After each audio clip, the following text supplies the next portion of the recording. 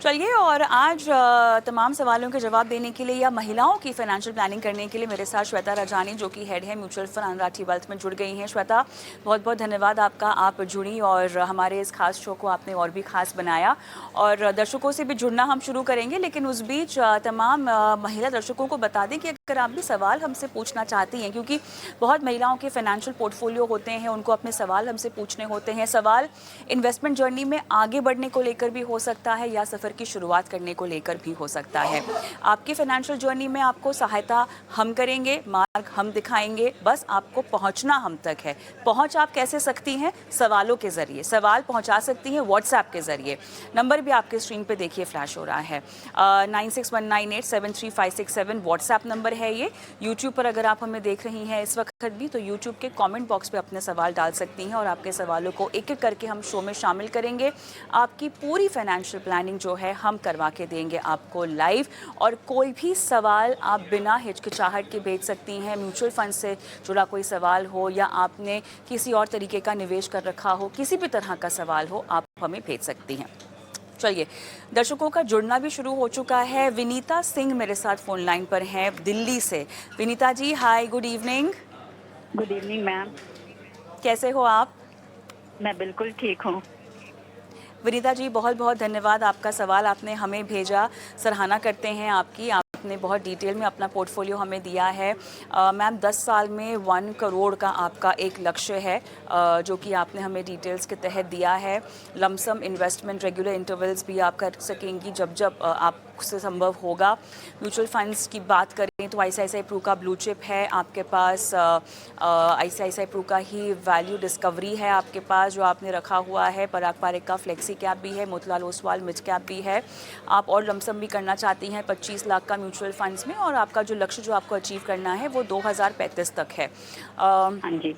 चलिए मैम, इसके अलावा और कोई क्लैरिटी आपको चाहिए सवाल में? मेरा स्मॉल कैप में कोई एक्सपोजर नहीं है, तो क्या मैं किसी हाँ, स्मॉल कैप में इन्वेस्ट कर सकती हूँ, या यही है, या फिर मेरा पोर्टफोलियो अगर मुझे कुछ बैलेंस करना चाहिए और 25 ठीक है। लाख 25 लाख जो मुझे इन्वेस्ट करने हैं वो मुझे किधर इन्वेस्ट करना चाहिए, वो मुझे थोड़ा आइडिया चाहिए था। आपने खुद ये पोर्टफोलियो बनाया है विनीता जी? हाँ जी, मैंने खुद ही बनाया है। आप वर्किंग हैं ma'am? No, I am not working. I worked अच्छा। As a teacher for few years, then I left it. हाँ, हाँ। तो आपने ये पूरी जमा पूंजी उस वक़्त की है जो निवेश कर रखी है? कुछ उस समय की है और कुछ मेरे ऐसे खर्चे में जो मेरी सेविंग हो जाती है घर के खर्चों में, अच्छा, अच्छा। उसको अच्छा, मैं अच्छा। लमसम हमेशा इन्वेस्ट करती रहती हूँ। करना चाहती हूँ, चलिए जो मेरे आप, पास अभी 25 लाख इकट्ठे हो गए हैं, हाँ, तो बताएँगे मैं। आपको कहाँ वो निवेश कर सकती है। तो ये फंड्स का चुनाव आपने खुद किया है मैम? तो मतलब आपने हाँ म्यूचुअल जी। फंड्स का चुनाव के लिए कुछ तो पढ़ाई-लिखाई की होगी, कुछ तो रिसर्च किया होगा। कहाँ से हाँ, सीखा आपने? कहाँ से आपको पता चला? अक्सर मैं आपका चैनल देखती रहती हूँ और एक्सपर्ट्स ओके, भी बताते रहते हैं, मैं उनको सुनती रहती हूँ, तो उससे थोड़ा मुझे राइट। आइडिया लगता रहता है कि हुँ, हुँ। कौन सा फंड, जैसे इस समय एक्सपर्ट्स ने बताया था कि मिड कैप्स में एंड स्मॉल कैप्स में अभी चूंकि मार्केट कंसोलिडेट हो रहा है, तो अभी इसमें कुछ हाँ, ग्रोथ की अपॉर्चुनिटी मिल सकती है, तो इसीलिए मैंने अभी राइट। पराग पारिक एंड मोती ओसवाल मिड कैप अभी मैंने सेलेक्ट किया है। और आईसी चलिए। प्रूडेंशियल वैल्यू डिस्कवरी तो पहले से ही ले रखा था, और ब्लू चिप हाँ, तो हाँ। लार्ज कैप मुझे एक चाहिए था, तो वो मेरे पास पहले से ही है। ठीक है। चलिए, अब लेकिन काफ़ी बढ़िया फंड्स आपने अपने लिए इकट्ठा करके रखे हैं और काफ़ी हाँ जी। नॉलेजेबल भी आप साउंड कर रही हैं, सो कांग्रेचुलेशंस। आप जैसे दर्शक और ख़ास तौर से महिला दर्शक जब हमें अपने सवाल भेजती हैं और इस तरह की जागरूक नॉलेज उनके पास होती है, अवेयरनेस होती है, तो बहुत महिलाओं को इंस्पिरेशन भी मिलती है। तो धन्यवाद आपका देना चाहूँगी। श्वेता, लेकिन बताइए आप इनकी कैसे सहायता करना चाहेंगी? जी। विनीता जी, सबसे पहले तो बहुत अच्छी बात है कि आपने एक लक्ष्य बना रखा है और उस लक्ष्य के हिसाब से आपके पास जब भी कुछ भी वैल्यू जमा होती है, आप उसे निवेश कर रहे हैं। मैं कहूँगी अगर आपके पास 1-2 लाख भी जमा होता है, आप उसे भी निवेश करें। अ, आपके पोर्टफोलियो पे मैं आती हूँ, काफ़ी अच्छे चुनाव किए हुए हैं आपने फंड में। बस मेरी 2 ऑब्जर्वेशंस थी। सबसे पहले तो एक एएमसी कंसंट्रेशन होती है। आपने 2 आईसीआईसीआई के फंड चुने हैं, जहाँ पर आपके पास अगर मैं देखूँ तो 40% से ज़्यादा एक एएमसी का एक्सपोज़र है, तो उसे हम थोड़ा टोन डाउन कर सकते हैं। और हाँ, 75% का आपके पास लार्ज कैप है।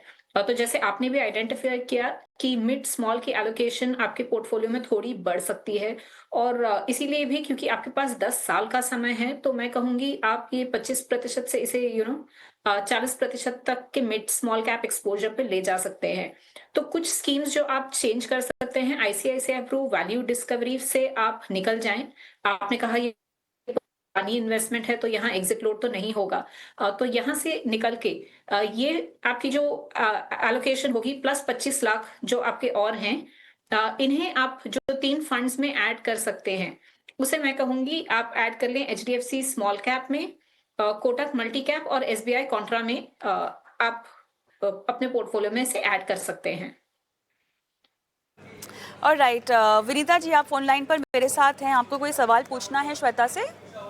मैं कितना फंड किस में डालूं, इस पे भी मुझे थोड़ा आइडिया चाहिए होगा कि जैसे एचडीएफसी स्मॉल कैप में मैम ने बताया, तो how much money I should invest in, because I have lump sum invest. Proportion ना जी, प्रपोर्शन हाँ, मतलब 25 लाख आप कैसे डिवाइड कर लेने चाहिए? राइट, या नहीं बहुत जरूरी सवाल है। हाँ श्वेता, कैसे डिवाइड करना चाहिए इनको?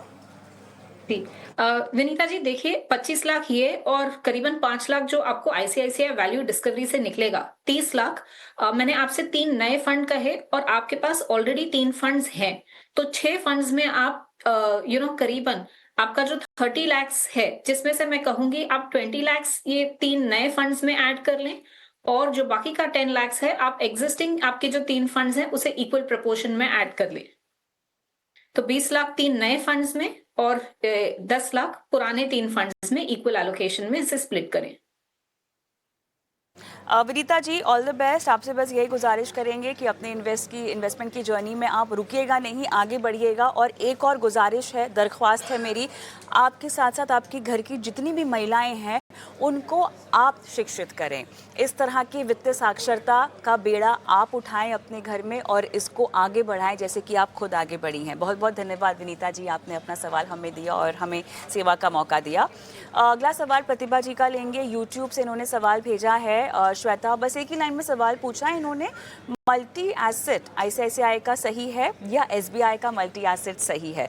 तो ऑलराइट श्वेता, जवाब की शुरुआत आप पहले एक बेसिक डेफिनेशन क्या है मल्टी एसेट की, और उसके बाद आईसीआईसीआई के मल्टी एसेट में किन किन एसेट्स की हम बात कर रहे हैं, एसेट क्लासेस की बात कर रहे हैं किस किस रेशियो में, और एसबीआई के किस किस रेशियो में एसेट क्लासेस की बात कर रहे हैं, ये डिटेलिंग दे दीजिएगा। उसके बाद परफॉर्मेंस के बिना पर भी बताइएगा कितने अलग हैं दोनों फंड्स।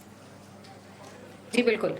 तो प्रतिभा जी जैसे आपने कहा मल्टी एसेट फंड आपने चुना है अपने इन्वेस्टमेंट के लिए। देखिए सबसे पहले मल्टी एसेट होता क्या है? मल्टी एसेट फंड वो है जहां पर आपके पास कम से कम 3 एसेट क्लास में आपका एक्सपोजर होगा। तो यहाँ समझ लीजिए कुछ एलोकेशन आपकी इक्विटी में जाएगी, कुछ एलोकेशन डेट में होगी, कुछ एलोकेशन गोल्ड सिल्वर जिसे हम कमोडिटी कहते हैं। अब जो सेबी का रूल है वो कहता है कम से कम 10% आपका एक एसेट क्लास में होना चाहिए। तो 10% कम से कम कमोडिटीज में हो सकता है, गोल्ड 10% कम से कम डेट में, और 10% कम से कम इक्विटी। अब मल्टी एसेट फंड अगर आप देखें, पहली आप नए निवेशक हैं, आप नहीं जानते कि आपका इक्विटी डेट गोल्ड कितना होना चाहिए, तो आप मल्टी एसेट फंड चुन सकते हैं। लेकिन अगर आपने अपना लक्ष्य बना रखा है और उस लक्ष्य के हिसाब से आपकी जो जोखिम लेने की क्षमता है उस हिसाब से अगर आपके पास आप समझते हैं कि आपके पास 60 या 70% की इक्विटी होनी चाहिए, आपको गोल्ड नहीं चाहिए क्योंकि हो सकता है आपके पास ऑलरेडी गोल्ड बहुत सारा है ज्वेलरी के फॉर्म में, तो शायद एक मल्टी एसेट फंड आपके लिए नहीं है क्योंकि वो एसेट एलोकेशन का कंट्रोल आपके पास नहीं रहता। पर अगर आप नहीं जानते क्या है सही आपके लिए, तो एक मल्टी एसेट फंड आप चुन सकते हैं। अब देखिए आईसीआईसीआई और एसबीआई का अगर मैं देखूं तो दोनों में ही करीबन 11 से 12% का कमोडिटी का एक्सपोजर है। आईसीआईसीआई के फंड में मैं कहूंगी करीबन 50% की इक्विटी है और बैलेंस डेट है, जो डेट और आज कुछ कैश है जो उन्होंने डिप्लॉय नहीं किया हुआ है। एसबीआई के फंड में 40% की इक्विटी है, 11 से 12% की कमोडिटी है और बैलेंस उनका डेट का एलोकेशन है। तो इस हिसाब से देखें तो इक्विटी में आईसीआईसीआई के फंड में इक्विटी की एलोकेशन थोड़ी ज्यादा रही है। हाँ, रिस्क रिटर्न के हिसाब से अगर मैं देखूं और अगर दोनों में से एक ही फंड चुनना है तो आप आईसीआईसीआई के फंड में निवेश करें। लेकिन अगर आप चाहते हैं कि आपका इक्विटी एलोकेशन ज्यादा होना चाहिए तो मैं आपको एक इक्विटी का पोर्टफोलियो भी बता देती हूँ, जिसमें आप निवेश कर सकते हैं। 3-4 फंड हैं, इनमें से आप चुन सकते हैं। आप ले लें एसबीआई का large and mid cap fund, Kotak का इक्विटी अपॉर्चुनिटीज फंड, आईसीआईसीआई का डिविडेंड यील्ड फंड और इन्वेस्को का स्मॉल कैप फंड। और डेट के लिए आप चाहें तो आप एक एसबीआई या कोटक की आर्बिट्राज फंड में निवेश कर सकते हैं। तो दोनों ही ऑप्शंस मैंने आपको बता दिए हैं। मल्टी एसेट फंड अगर लेना चाहें और अगर अलग से अपना पोर्टफोलियो इक्विटी और डेट का चुनना चाहें तो आप क्या ले सकते हैं। ये बहुत बढ़िया जवाब दिया आपने। हम आगे बढ़ते हैं और अगला सवाल मैं शिल्पा का लेना चाहती हूँ और ये भी यूट्यूब से अपना सवाल भेज रही हैं श्वेता। श्वेता 7 फंड है इनके पास। फंड सही है या नहीं पूछना चाह रही हैं। 38 ईयर्स ओल्ड है, मैरिड है, एक बेटी है, पिछले 2 साल से ये इन्वेस्टमेंट भी कर रही हैं। इन्होंने कहा है कि फ़िलहाल फंड्स के साथ साथ 1 करोड़ रुपए 15 से 20 साल में इनको इकट्ठा करने हैं, तो क्या इस पोर्टफोलियो से पूरे हो पाएंगे? स्टेप अप भी करेंगी ये। 2 रेगुलर फंड हैं जिनको ये डायरेक्ट में भी तब्दील करना चाहती हैं। पहला आखिर का ही सवाल लेते हैं। पहला शुरुआत करते हैं उसी से ही, रेगुलर और डायरेक्ट से। अब इनको डायरेक्ट लेना है। अब आई एम श्योर ये डायरेक्ट जब लेने की सोच रही हैं या डायरेक्ट में तब्दील होने की सोच रही हैं तो इनको ये पता है कि डायरेक्ट में जाने के बाद क्या कुछ होगा। अज्यूम करती हूँ कि इनको ये सब पता है। तरीका क्या हो सकता है? उसी एएमसी में जाके कोई नया फोलियो बनाएं या उसी फोलियो के अंदर वो डायरेक्ट प्लान ले सकती हैं? जी। तो सबसे पहले तो रेगुलर और डायरेक्ट में फ़र्क ये हो जाता है कि अगर आप एक एडवाइज़र के थ्रू निवेश कर रहे हैं और वो आपका पूरा पोर्टफोलियो आपको बता रहे हैं कि कैसे निवेश करना है, कब निकलना है, कब किस फंड में निवेश करना है, पूरी उसकी जो एग्ज़ीक्यूशन है, फॉर्म भरना, रिडेम्पशन करवाना आपके लिए, तो वो एक रेगुलर मोड में जाता है। लेकिन अगर आप एक डीआईवाई निवेशक हैं, जिसे डू इट योरसेल्फ कहते हैं, आप खुद अपनी पूरी रिसर्च कर रहे हैं और खुद निवेश कर रहे हैं, तो आप डायरेक्ट रूट से जा सकते हैं। अब जब आप रेगुलर से डायरेक्ट शिफ्ट हो रहे हैं, तो अगर आपको उसी एएमसी के किसी दूसरे फंड में जाना है तो आप स्विच कर सकते हैं, वही फोलियो आपका चलेगा, आपको फोलियो बदलने की जरूरत नहीं होती है। हाँ, अगर आप दूसरी एएमसी में जाना चाहते हैं तो फिर ये एक नॉर्मल जैसे एक जगह से रिडेम्पशन होके नए एएमसी में, अगर आपका ऑलरेडी फोलियो है, उसी फोलियो में आप चाहे उसी स्कीम में या दूसरी स्कीम में एक फ्रेश इन्वेस्टमेंट कर सकते हैं या एक नया फोलियो क्रिएट कर सकते हैं। तो अगर आप अपना पोर्टफोलियो खुद पूरा मैनेज कर रहे हैं तो आप डायरेक्ट जा सकते हैं। लेकिन अगर एक एडवाइजर को फॉलो कर रहे हैं तो आप रेगुलर रूट पे चलें। इसके अलावा मैं आपके दूसरे पोर्टफोलियो पे आ जाती हूँ। आपका जो लक्ष्य है, आप स्टेप अप कर रही हैं, तो उस हिसाब से आप अपने लक्ष्य पे आसानी से पहुंच जाएंगे। मेरी 2-3 ऑब्जर्वेशंस थी आपके पोर्टफोलियो पे। एक तो मैंने देखा कि 1/3 आपका पोर्टफोलियो स्मॉल कैप में है। अब 20 से 22% का स्मॉल कैप होना ठीक है, बट थोड़ा सा एक स्मॉल कैप आप कट डाउन कर लें। दूसरा, आपने सेक्टर फंड की एलोकेशन ले रखी है। देखिए शिल्पा जी, यहाँ पर अगर आप फार्मा समझते हैं, आपको पता है क्या सही समय है फार्मा कंपनियों में निवेश करना, कब वो साइकिल बदल रही है और उन कंपनियों से निकल जाना है, तब आप वो एक सेक्टर फंड ले। अगर आप नहीं समझते तो ये डाइवर्सिफाइड फंड में रहना आपके लिए ज्यादा बेहतर होगा, क्योंकि फंड मैनेजर ये जो सेक्टर कॉल्स है वो ले रहा है। और दूसरा, गोल्ड मैं समझती हूँ आपको बेटी है, फ्यूचर कंजम्पशन के लिए आपने ले रखा है, तो उस हिसाब से ठीक है। 5% के आसपास का गोल्ड आप रख सकते हैं फ्यूचर कंजम्पशन के लिए। उसके अलावा इन्वेस्टमेंट के लिए आप लॉन्ग टर्म इक्विटी में रहें तो बेहतर होगा। तो 2 सुझाव हैं मेरे। एक तो कौन स्मॉल कैप से आप निकल जाएं। दूसरा, जो आपका pharma and health care fund है वहां से आप निकल जाएं। इसकी जगह आप जो ऐड कर सकते हैं अपने पोर्टफोलियो में, आप ऐड कर ले कैनरा रोबेको का एक मल्टी कैप फंड और आईसीआईसीआई प्रू का फोकस इक्विटी फंड। एक और सवाल लेंगे यूट्यूब से श्वेता। सवाल पूजा का है। फंड्स के नाम मैं नहीं लूँगी, लेकिन 15,000 की एसआईपी कर रही हैं। फंड्स के नाम स्क्रीन पे दरअसल फ्लैश हो रहे हैं, इसलिए मैं नहीं ले रही हूँ। और इन्होंने मुझे टाइम फ्रेम नहीं बताई है कितने साल तक ये इन्वेस्ट करना चाहती हैं, और 3.2 लाख जो है अभी तक इन्होंने निवेश किया हुआ है। श्वेता जी। पूजा जी, आपका पोर्टफोलियो है मेरे पास। मैंने देखा आपका जो लक्ष्य है उसके लिए मैं कहूँगी आपको अपने पोर्टफोलियो में 15% का स्टेप अप करना होगा हर साल, तब जाके आप अपने लक्ष्य पे पहुँच जाएँगे। मैंने अज़्यूम किया है आपके पास कम से कम 10 साल का समय है। इसके अलावा पोर्टफोलियो में एक अच्छा मिक्स है large cap, mid cap, small cap का, और लंबे समय के लिए तीनों का ही थोड़ा एक्सपोज़र होना बहुत अच्छी बात होती है। बस 2 मेरे सुझाव हैं, आपके पास आज के दिन पे क्वांट और यूटीआई का स्मॉल कैप है, उसमें एसआईपी रोक के उसकी जगह पर आप Quant active fund, ICICI Pru का डिविडेंड यील्ड फंड और एक डीएसपी का स्मॉल कैप फंड ऐड कर सकते हैं। तो बस ये मेरे सुझाव थे, बाकी आपका पोर्टफोलियो बहुत अच्छा है। ओके। श्वेता, एक और सवाल है हमारी दर्शक कविता राजपूत का। इन्होंने भी यूट्यूब से अपना सवाल हमें भेजा है। टोटल एसआईपी इनकी चल रही है लगभग 8,500 रुपये की। निपॉन का स्मॉल कैप है, SBI multi cap, ICICI multi asset fund है, एनजे का वेल्थ एसआईपी डाइवर्सिफाई पोर्टफोलियो इन्होंने कुछ डिटेल्स दे रखी है। नवंबर से शुरुआत की है पिछले साल और 70,000 रुपये जमा हो चुके हैं। 13 साल में इनको चाहिए 1 करोड़ रुपये। जी। अ, कविता जी, सबसे पहले आपके लक्ष्य पे जो आपका लक्ष्य है उस हिसाब से मेरे जो कंप्यूटेशन की हुई है, आपको 20% की स्टेप अप करनी होगी अपनी एसआईपी को हर साल, तब जाके आप आसानी से अपने लक्ष्य पर पहुंच सकती हैं।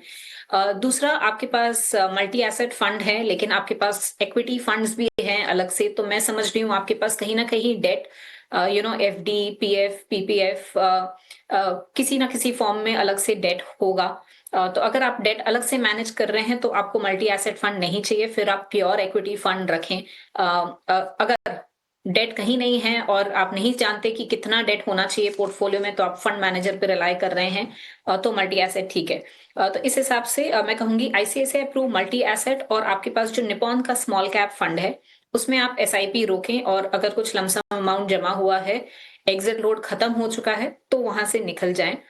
इसके जगह पे आप जो ऐड कर सकते हैं, आप ऐड कर लें अपने पोर्टफोलियो में एक डीएसपी का large and mid cap fund, HDFC का फ्लेक्सी कैप फंड, और चाहे तो इन्वेस्को का स्मॉल कैप फंड।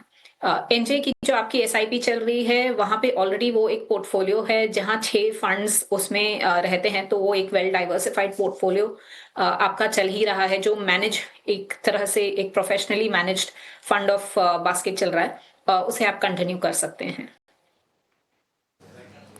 ऑलराइट, चलिए इसी के साथ मेरे ख्याल से सवालों को जितना हो सका हमने शो में शामिल किया है। श्वेता, धन्यवाद आपका, आपने समय दिया और तमाम सवालों के जवाब भी दिए। और फ़िलहाल विमेंस वेडनेसडे की इस पेशकश में हम एक छोटा सा ब्रेक ले रहे हैं, और तमाम विमेन इन्वेस्टर्स जो कि ये सवाल हम तक पहुंचाना चाहती हैं, आपके स्क्रीन पर एक नंबर आ जाएगा जो कि हमारा व्हाट्सएप नंबर है, उसे आपको नोट डाउन करना है और अपने सवाल पहुंचाने हैं। यूट्यूब पर भी अगर आप कंफर्टेबल हैं सवाल पहुंचाने में, तो वहाँ भी अपने सवाल हम तक पहुंचा सकती हैं। और डिटेल में आप सवाल भेज दीजिएगा, आपके फंड्स की या इन्वेस्टमेंट की डिटेल्स, और किस फाइनेंशियल गोल के लिए आप चाहती हैं कि हम आपकी प्लानिंग करवाएं, ये सब चीज़ें आप हमें दे दीजिएगा, ताकि हम जो है आपको शो पर लाइव आपकी फाइनेंशियल प्लानिंग कर सकें। एक ब्रेक लेते हैं, ब्रेक के उस पार करियर कोच और एंटरप्रेन्योर